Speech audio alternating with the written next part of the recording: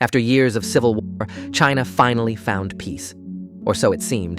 And then came a new leader, Mao Zedong. Remember this name. People believed him. To many, he was like a hero, someone who would finally bring a better life. Because for the first time, someone was listening. But behind the promises, something darker was growing. In 1957, Mao launched the anti-rightist campaign. At first, it was about rooting out enemies, but soon, it became a war on thought itself. Question the system? You're a traitor. Speak your mind? You disappear. Thousands were arrested, silenced, prosecuted. China became a one-party state, where only one voice mattered, the voice of Mao Zedong. Also, the massive success during 1953 to 1957 gave him immense confidence. His image in the party became larger than life. Most leaders and citizens trusted him without question. Mao became overconfident and unchecked, with no one left to challenge his decisions. He prepared to launch the greatest experiment in human history, the Great Leap Forward. Mao didn't just want progress, he wanted a miracle. By hook or by crook, he dreamed of doubling China's steel production and growing more food than the land had ever seen. To make this happen, he came with some bold and dangerous ideas. Let's dive into it. At first, collectivization sounded like teamwork. But the government took control over their private properties, agricultural field, and homes. The citizens were forced to live in the communal buildings. Communal buildings were large shared living spaces. At first, they housed just a few families. But soon they grew. Some buildings held hundreds of households under one roof. Inside, life was strictly organized. In the beginning, only 121 communes had been built across China. But within months, that number exploded to over 26,000.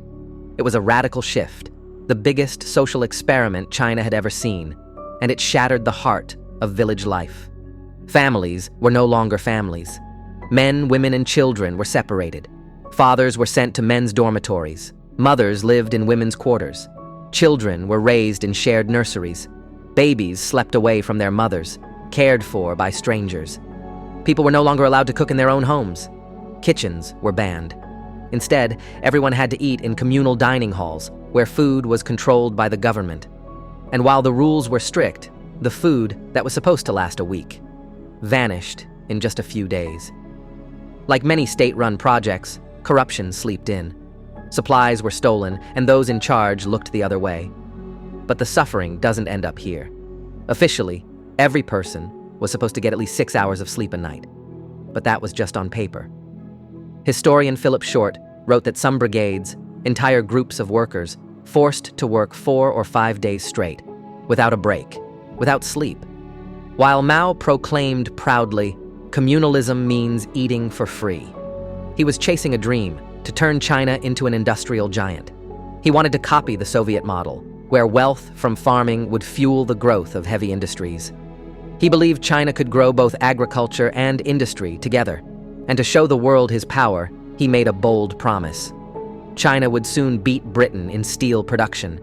To make that happen, he pulled 21 million workers out of the farms and pushed them into factories and industrial jobs. But the fields suffered. The hands that once grew food were now gone. Still, Mao wasn't done. When large-scale steel output didn't seem enough, he called on the people to help. Not just the workers, but every family. Backyard furnaces were built everywhere.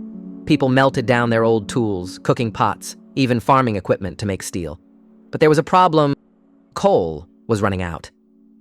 So they chopped down trees. Forests vanished. China was on fire. The sky turned black. The air filled with smoke. But the steel they made? It was useless. Weak, brittle, and twice as expensive as real industrial steel. And while the country burned for steel, something else was happening. It was 1958. The crops were ready. Thanks to good weather, the harvest could have been strong, but there weren't enough workers left to gather it. A large part of the food was simply left to rot in the fields. Yet, government officials, eager to look successful, began lying. They exaggerated harvest numbers. Local commune leaders did the same, just to win promotions, favors, or praise.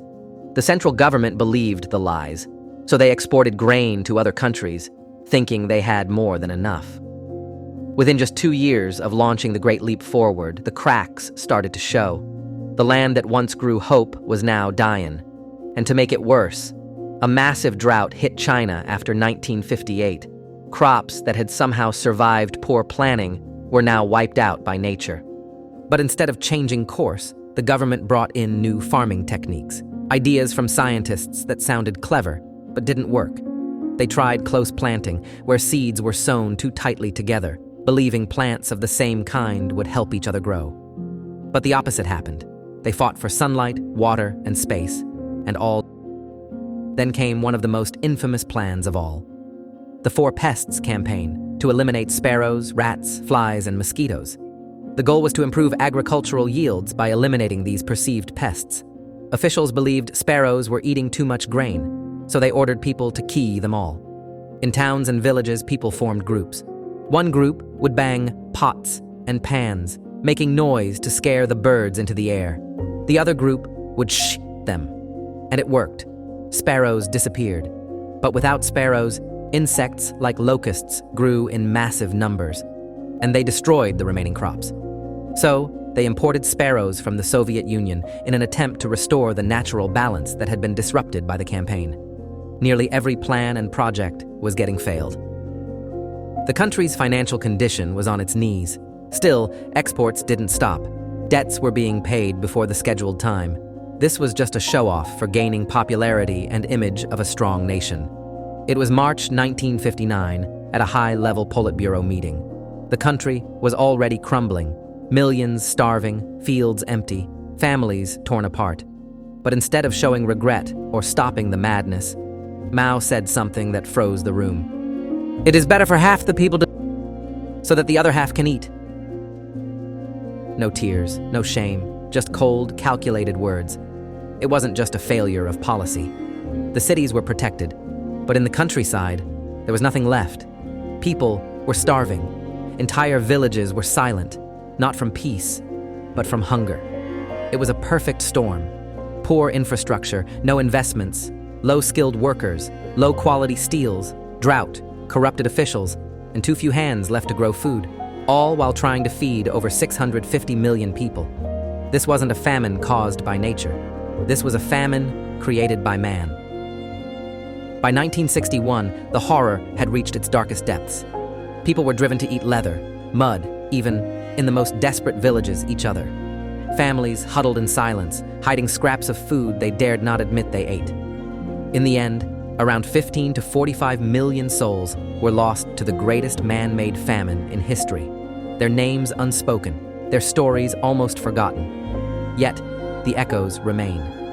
From that time forward, many Chinese came to believe anything that moves can be eaten, a habit born of survival, that in some places still lingers today. The lesson of the Great Leap Forward is clear. When leaders plan for the masses, they must measure every step, weigh every consequence. It was meant to transform a nation, but instead, it buried millions in silence and starvation.